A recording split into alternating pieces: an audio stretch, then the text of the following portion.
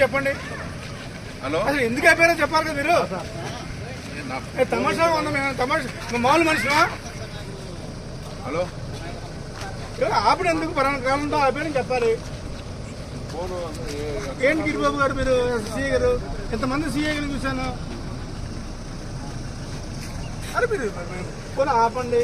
ఆయం law and order విషయం మీరు వెళ్ళొద్దండి. మాకు ఆర్డర్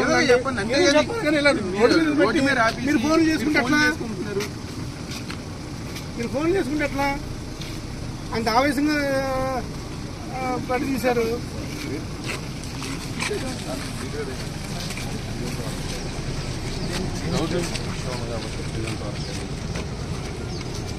చేస్తే సార్కి ఫోన్ చేశాను సార్.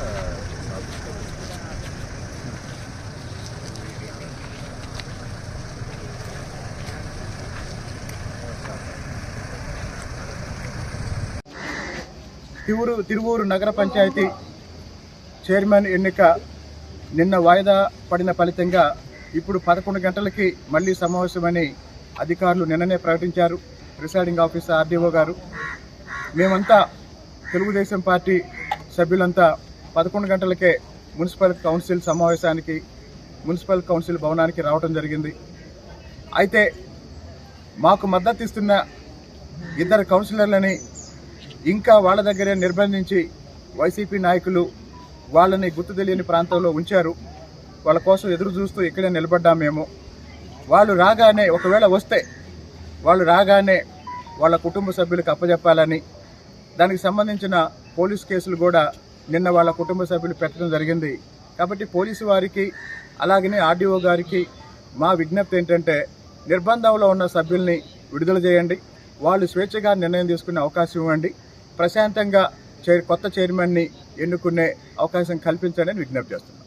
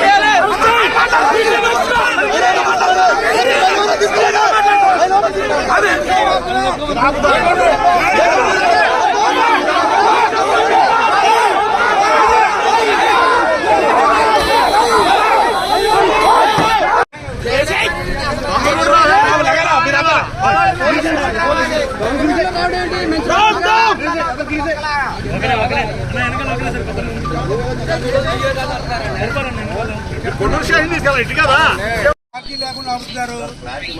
ఏంటి సార్ క్లారిటీ చెప్పండి. ఏంటి క్లారిటీ చెప్పండి. ఏంటి ఏంటంటే క్లారిటీ చెప్పండి. కొనండి సోమదాస్ గారు, క్లారిటీ ఏంటి చెప్పండి. హలో, అసలు ఎందుకు అయిపోయారో చెప్పాలి కదా మీరు. తమాషా ఉందా? మేము తమాషా మామూలు మనిషినా? హలో, ఆపిన ఎందుకు పలానా కాలంతో ఆపారని చెప్పాలి.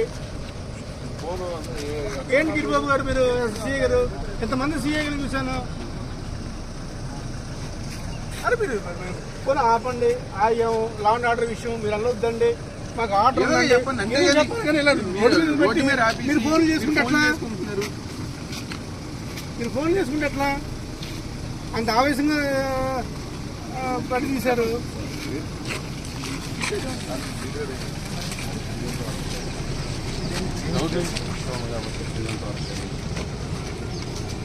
చేస్తే సార్కి ఫోన్ చేశాను సార్.